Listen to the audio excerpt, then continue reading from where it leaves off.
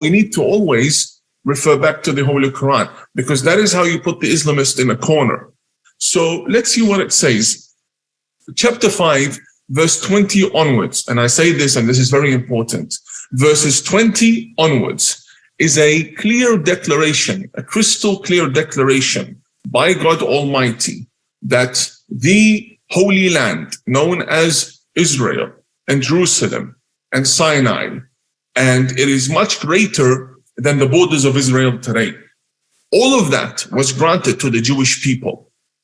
I'll give you a very quick idea of what this land looks like. If we start from the Gulf of Oman, all the way down to where Arabia begins, by the Gulf of Oman, and we go up, we have Saudi Arabia, Oman, Yemen, the UAE, all the way up to the Jordan River. That is Arabia.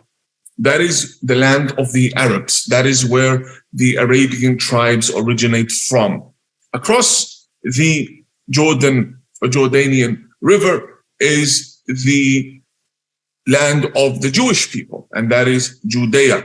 And it comes all the way down to northern Egypt, and it includes many waters, and it includes land much greater than what the Jews are claiming today. So we need to be very realistic as to how we deal with the Holy Quran, so we do not violate the teachings of the Holy Quran. In these verses chapter 5, verse 20 onwards, God Almighty says very clearly, and it's an order that he orders Moses, his prophet Moses, to enter the Holy Land, meaning to claim the Holy Land, because the verses also say, and do not retreat and do not leave it. Otherwise, you would be losers. You would lose this struggle for truth versus falsehood. And therefore, the Jewish people were ordered to enter the Holy Land and claim it, meaning Jerusalem. Claiming that the land does not belong to them, you have made all of God's prophets and their nations stateless.